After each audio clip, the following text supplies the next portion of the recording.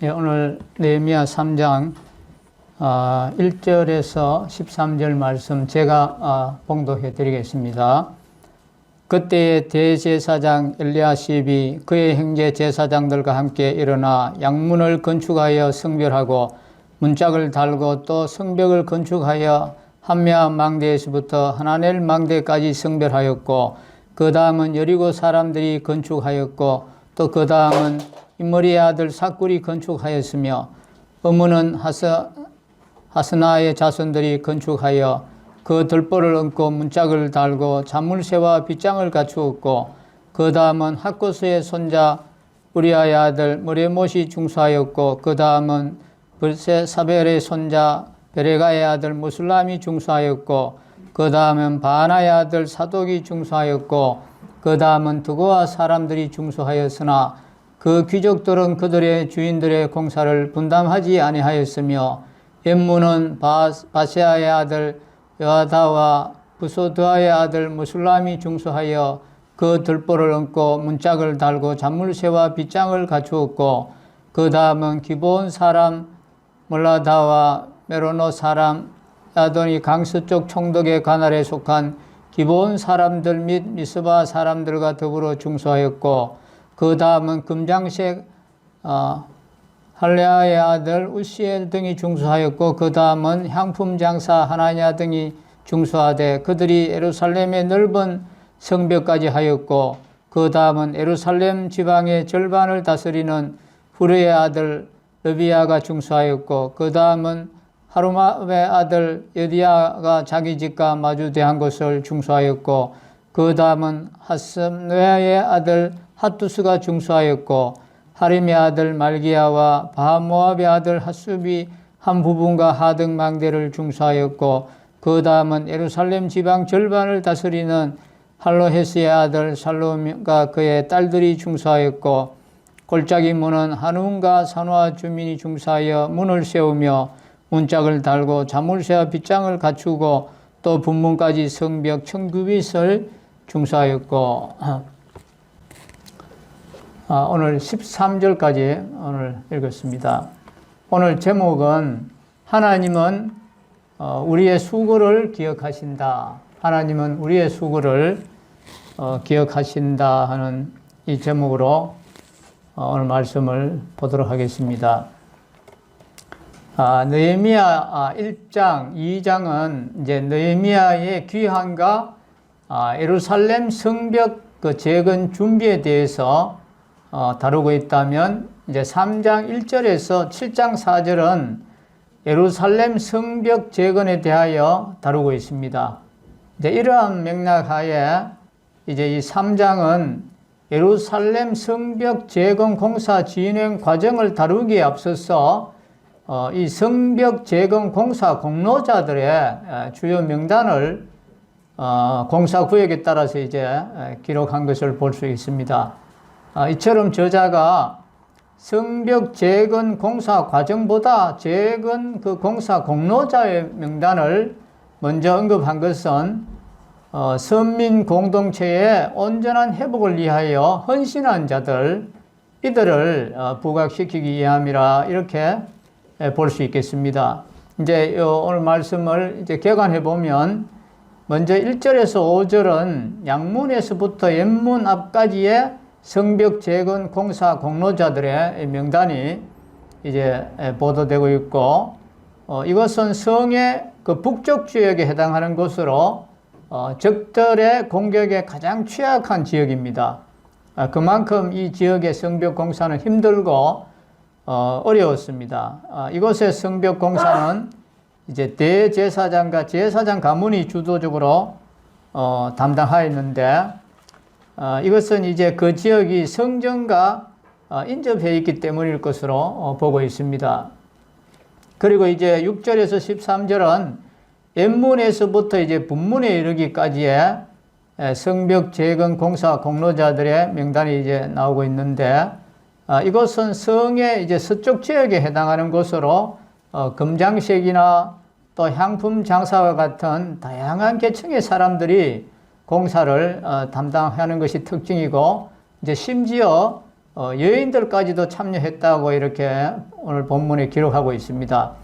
그리고 이제 14절에서 19절은 분문에서부터 궁기고 맞은편에 이르는 지역에 이 성벽을 재건한 자들의 명단이 나오고 있는데, 이곳은 성의 남동쪽에 해당하는 지역으로 7구역 가운데 6구역을 예루살렘 거주지가 아닌 지방 방백이 책임을 맡아서 중수했습니다. 그리고 이제 끝으로 20절에서 32절은 궁기고가 위치한 성 모퉁이로부터 양문 앞까지 이르는 지역의 성벽을 중사한 자들의 명단이 소개되고 있습니다. 이곳은 성의 동쪽에 해당하는 지역으로서 가장 범위가 넓을 뿐만 아니라 느헤미야가 그 탐사했는 것도 확인됐듯이 가장 파괴가 심한 지역이었습니다. 그러한 이유로 이곳에는 다른 지역에 비해서 많은 인원이 이제 투입되었을 것이고, 심지어는 다른 지역을 담당하였던 바룩, 또 모레못, 핫술, 드과 사람들, 하나냐, 술람 이런 사람들이 이제 지원하기도 했습니다. 한편 이제 BC 586년에 바벨론에 의해서 파괴되었던 이 선민 이스라엘의 수도 예루살렘이 이제 선민의 삶의 중심이었던 성전에 이어서 이렇게 다시 중건된 것은 이스라엘 공동체가 외부적으로부터 안전하게 보호받을 수 있게 되었다는 것 이상의 그 의미를 지니고 있습니다.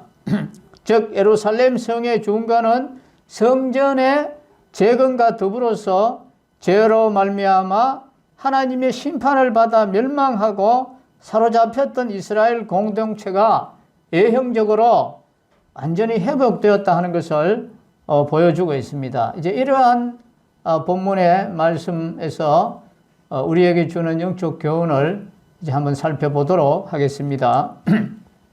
자, 1절을 한번 보시겠습니다. 1절에 그때의 대제사장 엘리야십이 그의 형제 제사장들과 함께 일어나 양문을 건축하여 성별하고 문짝을 달고 또 성벽을 건축하여 한메아 망대에서부터 하나넬 망대까지 성별하였고 그랬습니다. 여기 1절에 보니까 이제 대제사장 엘리야십이 그 형제 제사장들과 함께 일어나서 예루살렘 이 성벽 재건 공사에 참여해서 이제 양문과 한메아 망대에서부터 하나넬 망대까지를 재건했다고 이렇게 기록되어 있는데, 이 엘리야십은 누구냐 하면은 제1차 포로 기한 당시에 스룹바벨과 함께 기한해서 성전을 건축하는 일에 중요한 역할을 담당했던 대제사장 예수아의 손자입니다. 예수아의 이 손자인데, 그 이름의 뜻은 하나님께서 회복하심 이런 뜻입니다. 하나님께서 회복하심. 이 황무한 상태에 있는 예루살렘의 회복을 바라는 이 부모의 그 마음을 담아서 이렇게 이름이 지어졌는 것 같습니다. 하여튼 이 대제사장은 이스라엘의 최고 종교 지도자였습니다. 최고 종교 지도자였는데 그럼에도 불구하고 그는 단지 지시나 또 감독하는 자리에 머물러 있지 않고 직접 성벽의 한 부분을 맡아서 성벽 재건의 일에 참여한 것이지요.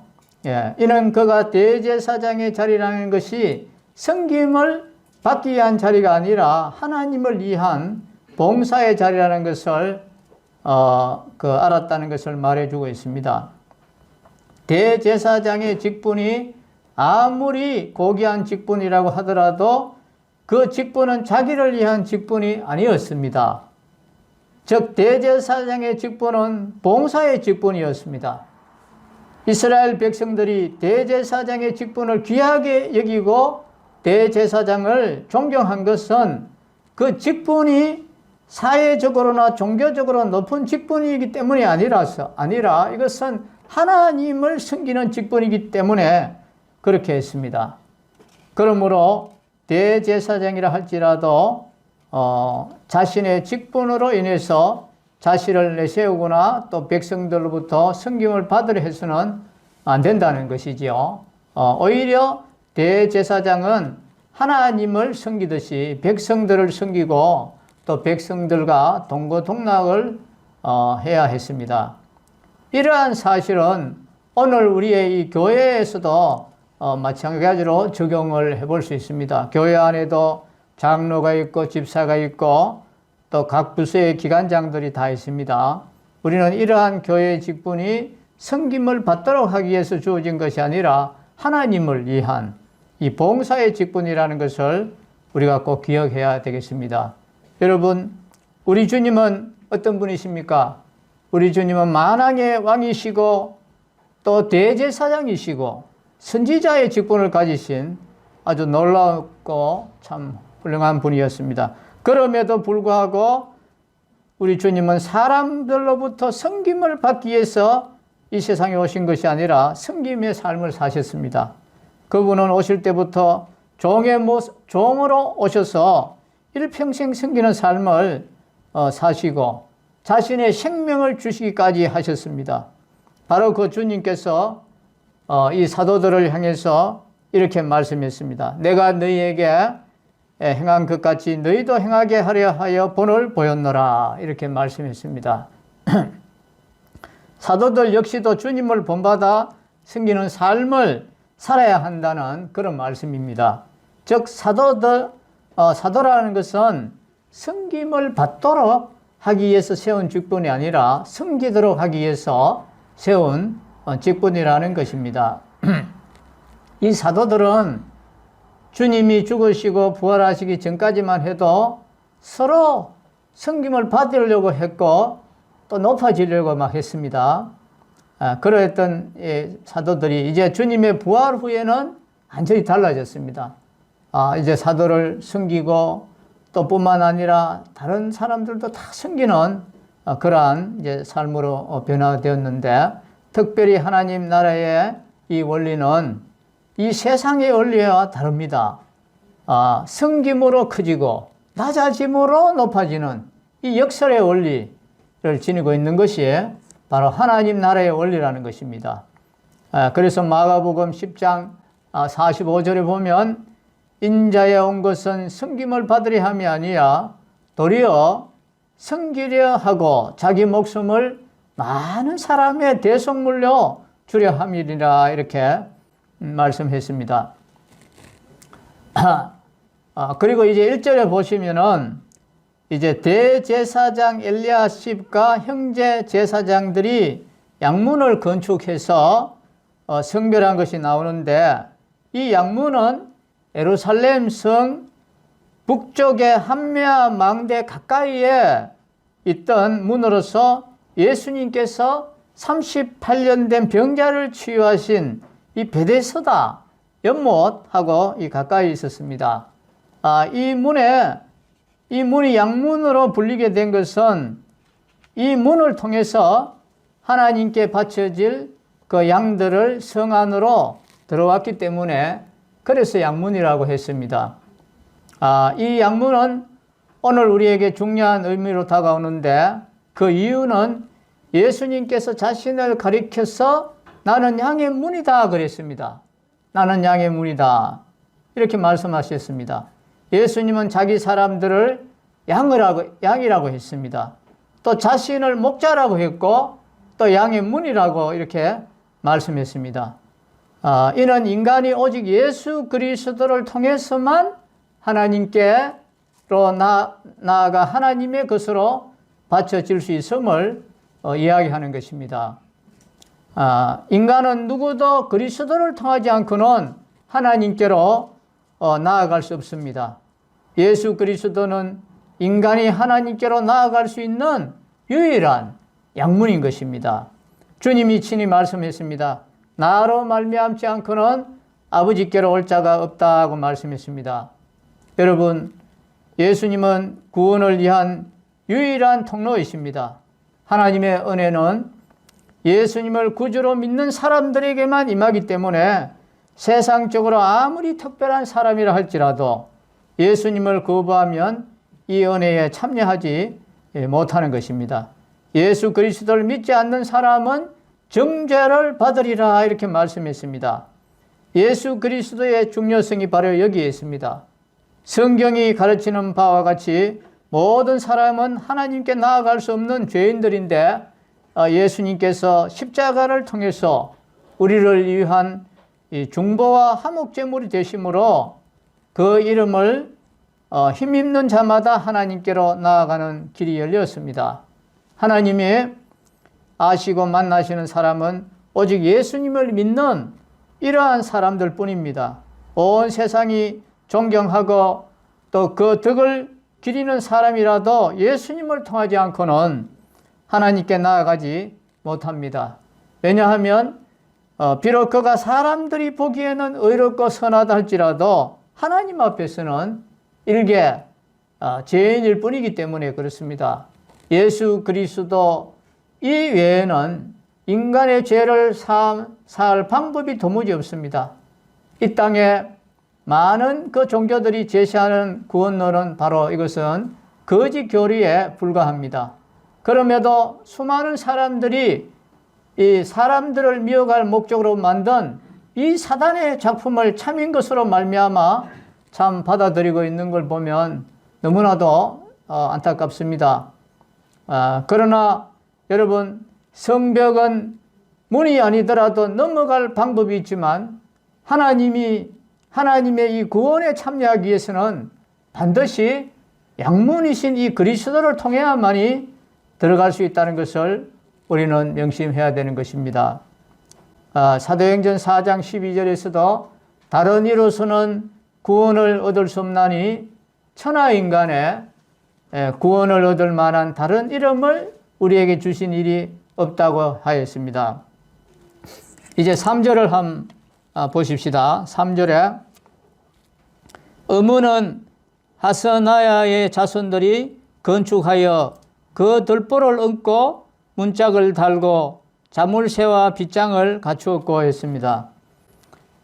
여기 보니까 이제 하스나의 자손들이 어문을 건축했다 이렇게 나오는데 여기 이제 3장을 자세히 읽어보면 뭐 누구의 그 건축한 이름이 나오고 또 누구의 아들이라고 나오기도 하고 또 누구의 손자라는 이름도 나오고 또 여기는 뭐 자손들이라는 이름도 나오지요. 참 이게 보면은 우리의 이 믿음이 우리에서 거쳐서는 안 된다는 겁니다. 우리의 믿음이 우리 자녀들에게 전수되어야 되고 그것이 우리 자녀에게서 또 손자까지 가야 되고 대를 이어가야 됩니다.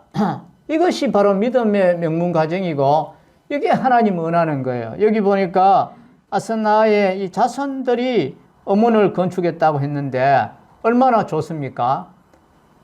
그 한 사람을 통해서 자기의 아들, 또 손자들, 또 이웃 주변의 형제들, 일가들까지 이 자손들이 참 하나님을 섬기는 참 이런 가정처럼 우리가 되어야 되겠지요. 이 왜 어문이라 했나 하면 이 어문은 예루살렘 서북방에 위치했던 이 문인데 이 요단강과 갈릴리 바다에서 잡은 이 고기들을 이 문을 통해서 성 안으로 들어왔습니다. 뿐만 아니라 이 문 가까이에 어물전이 있었다고 합니다. 그래서 이 문이 어문이라 이렇게 이야기하고 있는데 이제 여기 보면은 이제 문들이 많이 나오죠. 이제 성의 문들이 이 시계 반대 방향으로 되어 있습니다. 시계 반대 방향 순서로 되어 있는데 이제 그 처음에는 1, 2절에 보면 양문이 나옵니다. 그리고 또 3절에서 5절에 보면 어문이 나오고 또 6절에서 12절에는 옛문, 또 이걸 다른 말로는 모퉁이 문이라고도 합니다. 그리고 이제 13절에 보면 골짜기 문, 14절에는 분문, 26절에는 샘문, 또 수문, 또 28절에는 마문, 29절에는 동문, 그리고 이제 31절에 보면 한밑간문, 요건 또 다른 말로 하면 검사문이라고도 해요. 그리고 32절은 양문에 이르는 완전한 성곽을 보여주고 있습니다. 이 외에 또 다른 두 문이 또 언급되어 있는데 8장 16절에 보면 에브라임 문이라고 나오고 또 이제 12장 39절에 보면 감옥문이라고 나옵니다. 이건 또 다른 말로 하면 경계문이라고도 하는데, 이 감옥문이 이제 그러한데, 모두 합하면 12문이 있었습니다. 이 12문이, 이것은, 이제 요한계시록에 나오는 이 새 예루살렘하고도 똑같습니다. 새 예루살렘에도 12문이, 있습니다. 그하고 이제 똑같은데, 이제 5절을 한번 보십시다. 5절에 보면 그 다음은 드고아 사람들이 중수하였으나 그 귀족들은 그들의 주인들의 공사를 분담하지 아니하였으며 했습니다. 사람은 누구나 자기가 하는 일이 세상에서 가장 가치 있는 것이라고 생각하기 쉽습니다. 물론 자기가 하는 일에 어떤 긍지를 가진다는 것은 조금도 나무랄 일이 없는 일입니다. 아니, 오히려 이 같은 태도는 바람직하기도 하지요. 하지만 어떤 일이라 할지라도 세상에서 가장 가치 있는 일로서 이 성력, 곧 하나님의 일만큼 좋은 것은 없습니다. 왜냐하면 그 일이 바로 영생을 위한 일이기 때문에 그렇습니다. 그런데도 불구하고 역사적으로 보거나 오늘의 현실을 볼 때 하나님의 일을 두고서도 거기에 적극적으로 참여하는 자가 있는가 하면은 반대로 그 일에 방관하는 사람들도 있으니 참으로 안타까운 일이 아닐 수 없습니다. 그런데 이 같은 사실을 오늘 이 5절에서 잘 보여주고 있습니다. 그렇다면 당시 과연 누가 하나님의 일에 참여했고 누가 방관하였는지 보도록 하겠습니다. 이 느헤미야의 지휘 아래서 예루살렘 성벽을 중건했던 일은 역사적인 하나님의 일이었습니다.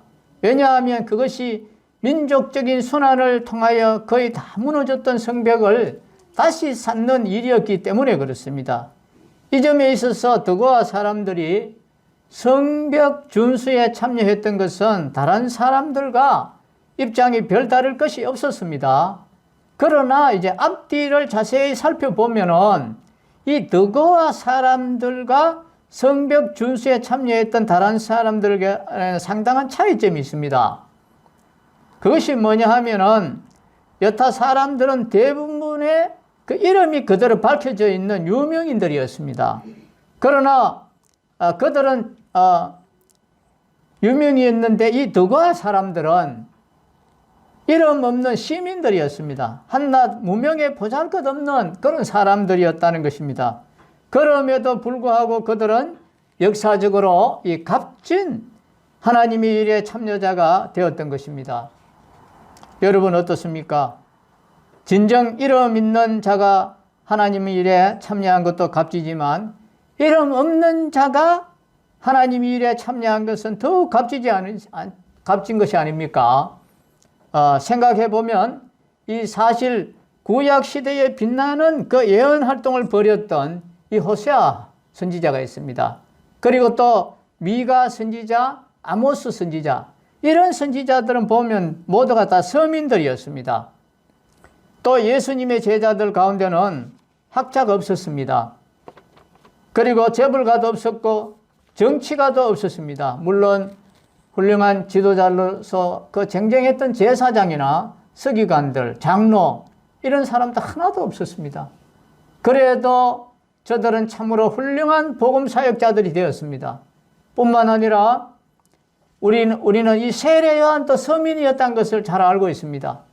중세기에 수도원 운동을 일으켰던 아시시의 프랜시스, 이분도 서민이었고 또 최근 미국에서 전 세계로 부흥의 불꽃이 타오르게 만들었던 이 D.L. 무디, 이 역시도 이름 없는 한 구두 수선공이었다는 것을 우리는 잘 알고 있습니다.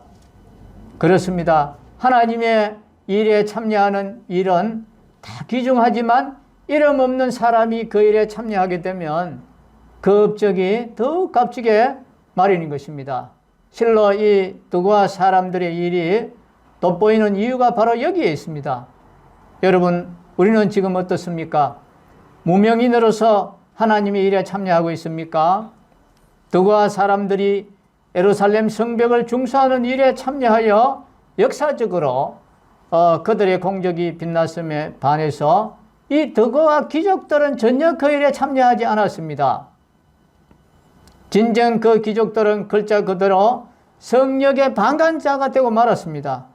사실 어떻게 생각하면은 그런 일은 귀족들부터가 앞장서야 할 일이었습니다. 참으로 솔선수범을 보여야 할 자는 사회의 지도급 인사들이기 때문에 그렇습니다. 그럼에도 불구하고 그들은 역사적인 하나님의 일을 회피해버리고 말았습니다. 그들이 하나님의 일에 참여치 않았던 은인은 왜 그랬을까요? 그들은 무관심했을 것이고 나태했을 것이고 이기심도 있었을 것입니다. 이러한 여러 가지 은인도 있었지만 그것보다도 더 은인이 된다고 한다면 바로 그 사람들의 허영심과 이 교만했던 마음이었을 것이라고 생각합니다. 지금도 나같이 높은 지혜에 있는 자가 어떻게 힘든 일을 한단 말인가? 게다가 천박한 자들과 어울려서 일한다는 것은 수치가 아니고 무엇인가 하고 뒤에서 팔짱만 끼고 있는 자가 있지 않습니까? 혹시 나는 어떻습니까? 진실로 성경의 역사를 통해서 볼 때 이 지도적 위치에 있는 자들이 성령을 방관하거나 망치내는 수없이 많습니다. 에레미야 당시만 해도 이 거짓 선지자들은 나라가 위기에 빠져 있음에도 불구하고 바른 일을 저버리고 거짓 평안의 나팔만 불어대고 있었습니다. 예수님 당시 대제사장들을 비롯해서 장로들, 소위 유대계 지도자들도 바로 그런 자들이었습니다. 따지고 보면 지인은 하나님이 주신 은사가 아닐 수 없습니다. 그런데도 불구하고 그러한 지혜를 가지고서 사치와 방종과 우월감을 채우기만 급급했지 정작 자기의 소중한 임무는 다 내팽개쳐버리는 그러한 자들, 하나님의 일에 방관자가 아닐 수가 없습니다. 여러분 어떻습니까? 하나님의 일은 사람의 손에 의해서 훌륭하게 완수될 수도 있고 반대로 무참히 무너질 수도 있습니다.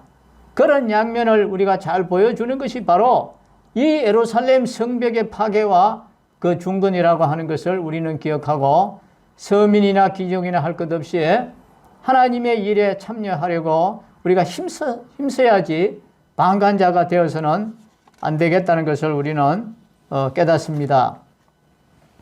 이제 8절을 한번 보십시다. 8절에 그 다음은 금장색 할레야의 아들 우시엘 등이 중수하였고 그 다음은 향품 장사 하나냐 등이 중수하되 그들이 예루살렘의 넓은 성벽까지 하였고 그랬습니다. 이제 여기 보니까 예루살렘 성벽을 재건하는 일에 동참한 이제 사람들 중에 이제 금장식도 있었고 향품 장사도 있었다 했습니다. 학자들은 이들이 이제 상공업 재벌들이었을 것으로 이렇게 추정하고 있습니다. 하여튼 예루살렘 성벽 재건은 온 이스라엘 자손들이 신분을 초월해서 하나로 연합함으로써 이룬 총력 사업이었습니다. 제사장도 있었고 관리도 있었고 레인도 있었고 부유한 자도 있었고 가난한 자도 있고 남자도 여자도 가리지 않고 모든 사람들이 하나로 연합하고 협력해서 이 예루살렘 성벽 중건에 힘썼습니다. 예루살렘 성을 중건하는 과정에서만큼은 이 백성들이 사회적 신분상의 구별이 존재하지 않았습니다. 이제 느헤미야 그 뒤에 또 읽어보면 5장에 가보면은 이 부유한 자들이 가난한 자들을 학대해서 이스라엘 이 공동체가 내적으로 큰 위기를 겪은 적도 있습니다. 그렇지만 이 예루살렘 성을 중건할 때 이만큼은 그들은 하나였다는 것입니다. 그들이 이처럼 혼연일체가 되어서 예루살렘 성 중건에 임하였기 때문에 대적들의 방해를 받으면서도 단 52일이라고 하는 이 짧은 기간에 성을 중건하는 쾌거를 이루겠다는 것입니다. 이러한 사실은 하나님 나라의 건설에 임하는 우리 성도들에게도 큰 도전을 주고 있습니다. 여러분, 느헤미야 시대의 이스라엘 자손들이 선민 공동체의 재건을 위해서 예루살렘 성 중건이라는 사명을 수행해야 했다면 오늘날 우리는 하나님 나라의 완성이라는 이 중대한 사명을 우리는 맡았습니다. 그런데 이 일은 소수의 몇몇 사람이 할 수 있는 일이 아닙니다. 또 어느 특정한 사람들이 할 수 있는 일도 아니고 그렇게 해야 할 일도 아닙니다. 이 일은 오고 오는 모든 세대의 모든 성도들이 하나로 연합해서 협력해야 할 일입니다. 교회 공동체 안에는 사회적으로 다양한 신분을 가진 사람들이 존재하고 있습니다. 교회 안에는 권세자도 있고 또 일반 국민이 있고 부한 자도 있고 가난한 자도 있고 직업적인 면에서도 사장님도 있고 가장 밑바닥에서 일하는 사람도 있고 또 남자와 여자가 다 있습니다. 그러나 이들 모든 성도들에게는 한 가지의 공통 목표가 있습니다. 그것은 바로 하나님 나라의 건설인 것입니다. 그리스도께서 기초를 놓으신 이 하나님 나라를 완성해 가는 것입니다.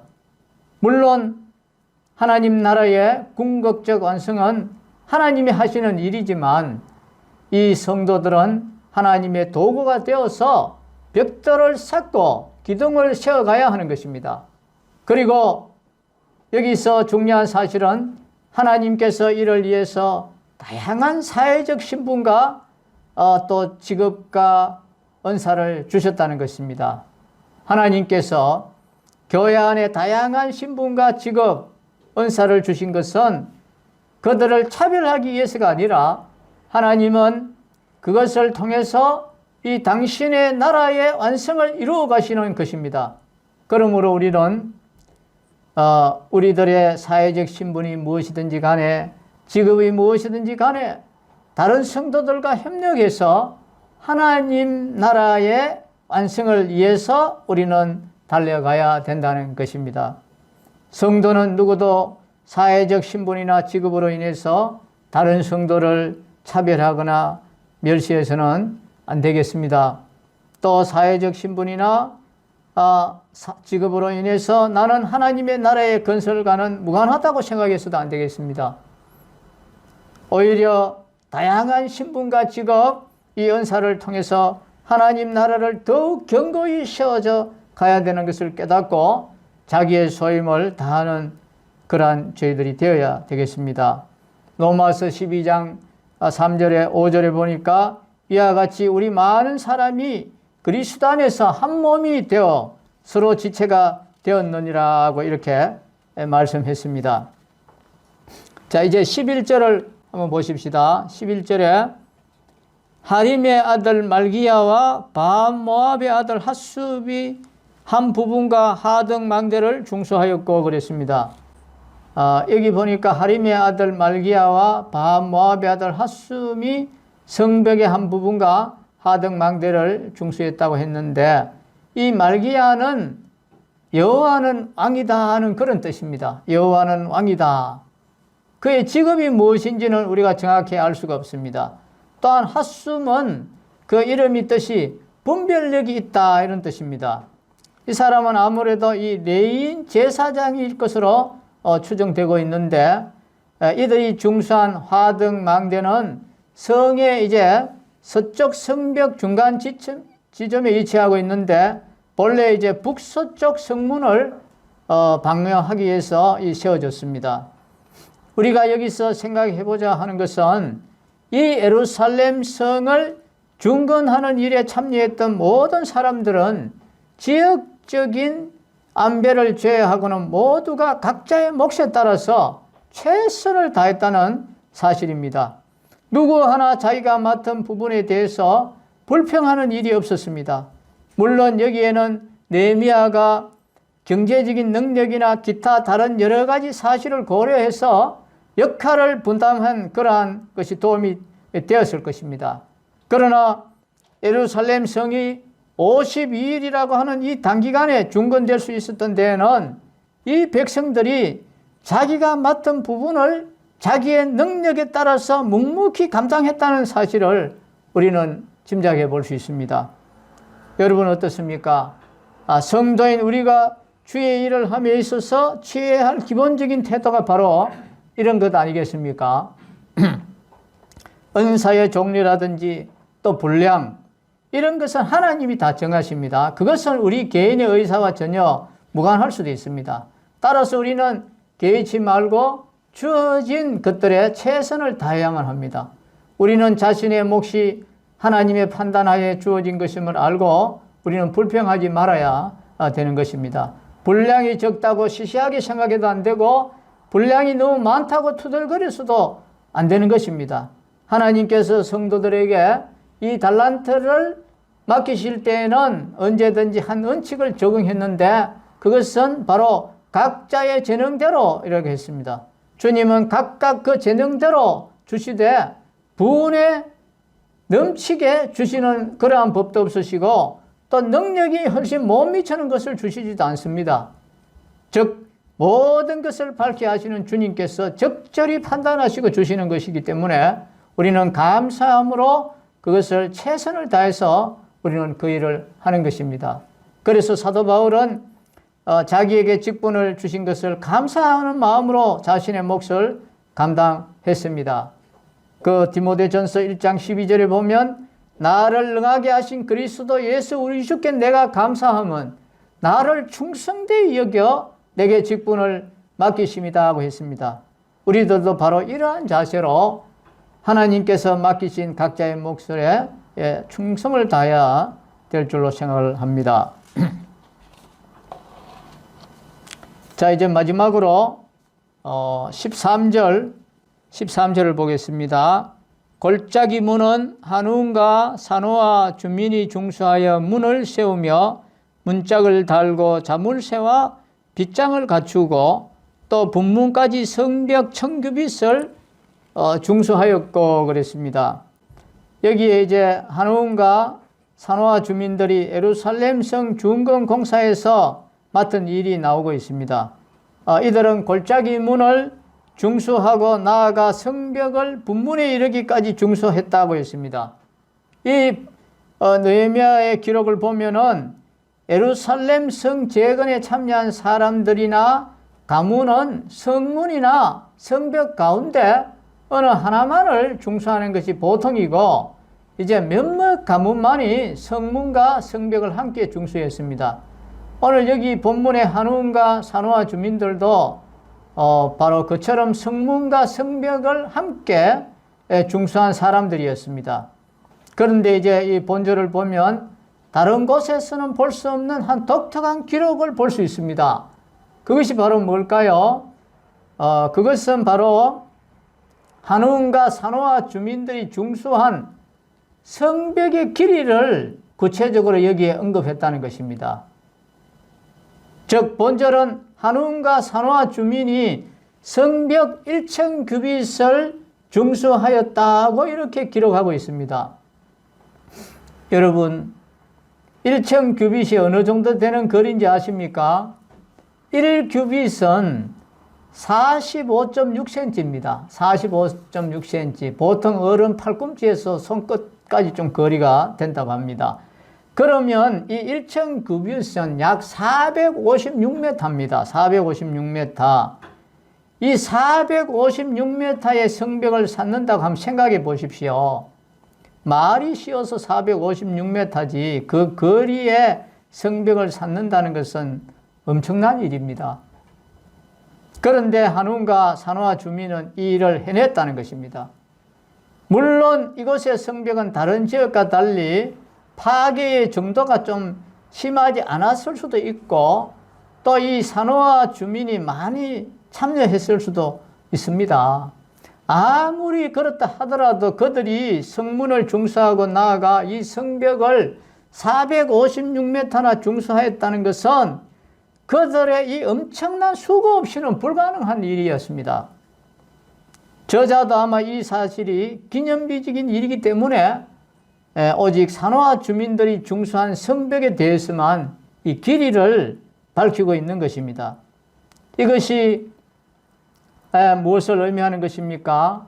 하나님께서 이 산화 주민들의 남다른 수고를 기억하고 있음을 보여주는 것이 아니겠습니까? 그렇습니다. 여러분, 우리 하나님은 우리의 수고를 모두 기억하여 주십니다. 우리가 하나님을 위해서 얼마나 일하고 수고했는지 다 기억하여 주십니다. 히브리서 6장 10절에 보면 하나님은 불의하지 아니하사 너희 행위와 그의 이름을 위하여 나타낸 사랑으로 이미 성도를 섬긴 것과 이제도 섬기고 있는 것을 잊어버리지 아니하신다고 했습니다. 그래서 그 수고한 대로 갚아주십니다. 하나님은 우리가 행한 대로 갚아주시는 분입니다. 우리가 많이 심으면 그만큼 많은 것을 거두게 될 것이고, 우리가 하나님과 교회를 위해서 일하면 그것은 결코 그냥 무의미하게 사라지는 것이 아닙니다. 그 수고는 열매가 되어 다시 우리에게 돌아오게 되는 것입니다. 설령 이 땅에서 그 열매를 거두지 못한다고 한다 해도 우리가 하나님 앞에 서는 날 하나님은 우리를 영광스럽게 해 주실 것입니다. 하나님은 우리의 수고의 길이를 기념책에 기록하여 영원히 빛나게 해 주실 것입니다. 하나님은 그분을 섬기는 모든 이들을 주의 깊게 기록해 두십니다. 에스겔서 29장 20절에 보면 그들의 수고는 나를 위하여 함인적 그 보수로 내가 애굽 땅을 그에게 주었느니라. 나 주 여호와의 말이니라 했습니다. 성도 여러분, 하나님 나라는 궁극적으로 하나님이 완성하십니다. 그러나 그 하나님 나라의 완성을 위해서 하나님은 우리를 사용하시는 것입니다. 하나님은 우리 각자에게 합당한 일을 맡기시고 그 일을 우리로 이루게 하심으로 하나님 나라를 점차 완성해 가시는 것입니다. 그럼 우리는 하나님 나라 건설의 일꾼으로서 마치 이스라엘 자손들이 자기의 구역을 잘 감당하여 예루살렘 성을 중건하였던 것처럼 하나님이 우리에게 맡기신 일을 잘 감당함으로 새 예루살렘 성을 온전하게 세워나가야 되겠습니다. 오늘 말씀을 요약해 보면 남자와 여자, 장인과 노동자, 방백과 평민 등 모두가 함께 일했습니다. 함께 하지 않은 무리는 딱 한 무리가 있었습니다. 바로 드고아의 귀족들은 그들의 책임을 등한히 했습니다. 어떤 이들은 할당된 일을 마치고 추가적인 일을 맡았습니다. 하나님은 오늘날 우리 신자들에게 다양한 일을 맡기셨습니다. 그분은 우리의 부르심에 부합하는 여러 가지 은사와 능력을 부여해서 그분은 일을 등한히 하는 자들과 부여했고, 그분은 일을 등한히 하는 자들과 일을 갑절로 해내는 자들을 다 알고 계십니다. 고린도전서 3장 13절에 보면 각각 공력이 나타날 터인데 그날이 공력을 밝히리니 이는 불로 나타내고 그 불이 각 사람의 공력이 어떠한 것을 시험할 것임이라고 했습니다. 기도하겠습니다. 아버지 하나님, 이스라엘 백성들이 무너진 성벽을 중건하는 일에 각자 주어진 그 일들을 충성스럽게 잘 감당했던 것을 기억합니다. 그 중에 드고아 귀족들은 그 일에 분담하지 아니했다고 했는데, 주님, 우리는 하나님의 맡겨주신 이 일에 충성을 다하는 저희들이 되어서 이제 우리는 이 새 예루살렘을 위해서 하나님 나라의 확장을 위해서 수고하는 저희들이 되어서 아버지 하나님의 나라가 전파되고 확장되고 또 새 예루살렘이 세워지는 그날을 저희들이 사모합니다. 아버지 하나님, 우리 남부교회를 통해서 주님이 역사하시고 말씀에 순종하는 저희들 모두가 되기를 바랍니다. 주 예수 그리스도의 이름으로 감사하며 기도하옵나이다. 아멘.